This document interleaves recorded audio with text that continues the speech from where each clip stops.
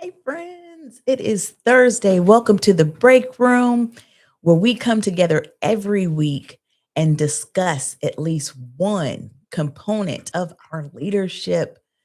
Yes, yes, yes. And today we are pausing together to talk through the idea of reclaiming the margin. And what do I mean by that? Okay, maybe the question today, the prompt will give it away. How about when was the last time you were fully off? No phone, okay? No mental work looping, okay? Uh just being present. And if you haven't done that in a while, what has stopped you? Do you even know? Okay. So the idea here is that we hold space in multiple different arenas in our lives, right? You hear the term work life balance thrown around. I want to kind of throw out to you this idea that we want to shoot for being present no matter which of those areas of our life that we're engaging with. We want to be present. And in order to do that, we have to make room. There are going to be blurred lines. In this case, the blurred lines aren't necessarily a bad thing when we can bring these things into alignment, bring these other areas of our lives all into alignment. Every piece is a part of who we are, a part of what we do. So we just want to bring them and let them actually overlap on purpose instead of spinning our wheels and using our energy to keep them so rigidly separated. Okay. So there's a couple things we have to think through in order to accomplish this. Okay.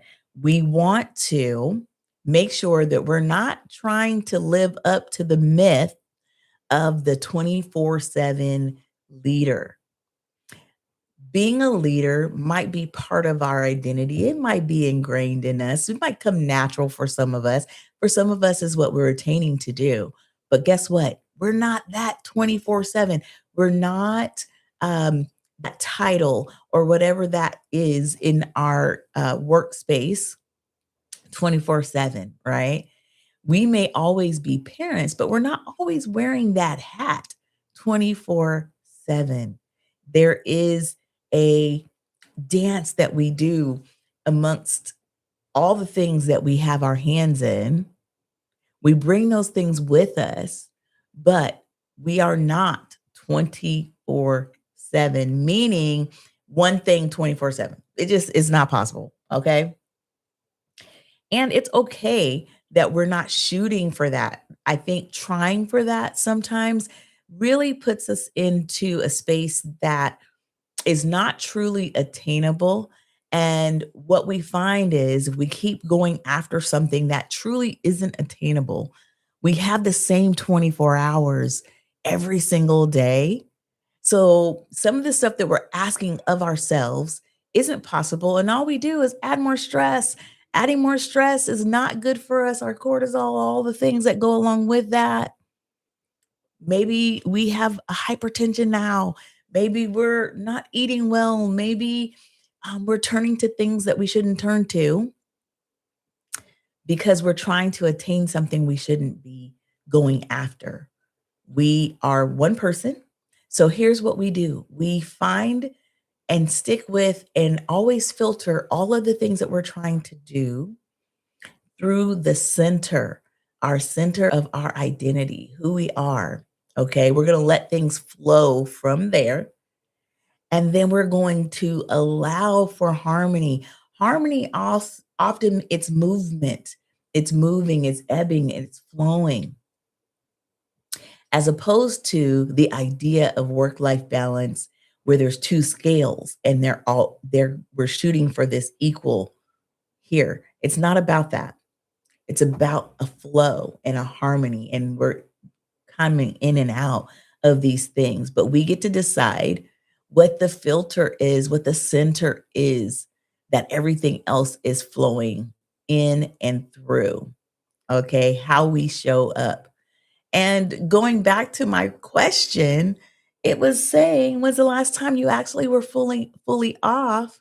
Because that's indicating that sometimes we're not fully present. Our physical nature is somewhere. We're there with our family, but our mind's on work, right? We're on the beach and maybe our mind's on that thing that we needed to get done with our student.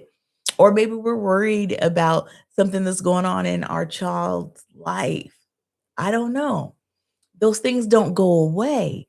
But what we can do is come up with ideas and ways for us to be fully present when we are interacting with whatever aspect of our life that we're in. I want to give you one little tip. Um, do you have a transition ritual? When you're, let's just use work to home. When you're coming home, is there something that you do? If you're an at home worker, maybe you can do something in this way. What are you doing to transition so that your mindset shifts from work to being fully present at home? Well, one of the things that I do occasionally is maybe when I get home, I sit in the driveway in my car for just a couple minutes before I go into the house because I want to be able to leave work where it is and walk into the space with my family, fully present with them for the time that I have with them. Most of us do spend more of our time at work, our active hours at work, than we do necessarily engaging in the things outside of work. We usually split the things outside of work within a certain amount of time. So they're all getting bits and pieces of our time, and work is getting the bigger chunk.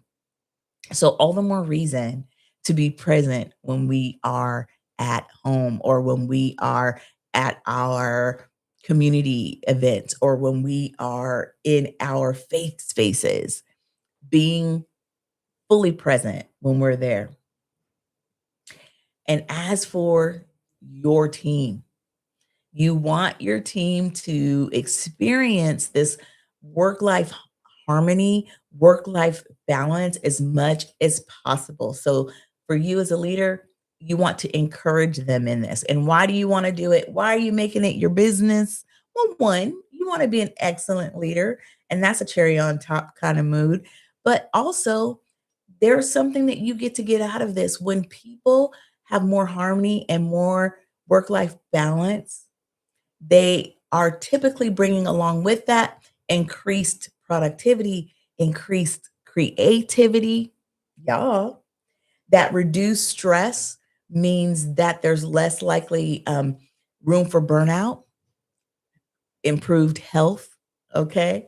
So encourage them to get out and touch all of these different areas of their life. All right. It's worth it and you will see the residual. And also, if people are showing up to work with more harmony and balance in their entire lives, that also adds to the culture while they're at work. Happy people coming to work. Come on. Even if you're dealing with difficult situations at work, difficult things, stressful situations, building in and encouraging these moments of outside of work being more balanced and more harmonious and more aligned with all of the different areas of your life will have a positive effect on the work environment. I love this.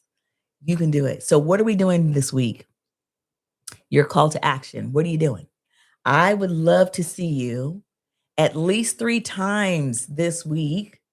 Set a hard time in your day for no more phones, no more engagement with the work, no more emails, no more anything. Shut it off. Don't do it. Be fully present in one of the other areas of your life. Okay. Just 3. We have a whole 7 days. Pick 3. Okay. And then coming out of that, I want you to, or while you're navigating that, I want to see you guys Do a mental check and see how it feels. What's happening within you? Where are you getting the itch? What feels uncomfortable? And then take it one step further and document one thing that you can do to make sure that you are allowing for yourself to have this opportunity more than those 3 times. But let's start with the 3 and see how that makes you feel. See what you get out of it. Push through the uncomfortability. Challenge yourself in that uncomfortability because on the other side of that is some freedom and it is some alignment that you did not think was possible. Trust me, it's possible. All right, guys, we'll see you next week in the break room. Watching this later, that's okay. Drop something in the chat if you want to talk about it. I'll check in and see how you're doing. All right, guys, we'll see you soon next week in the break room.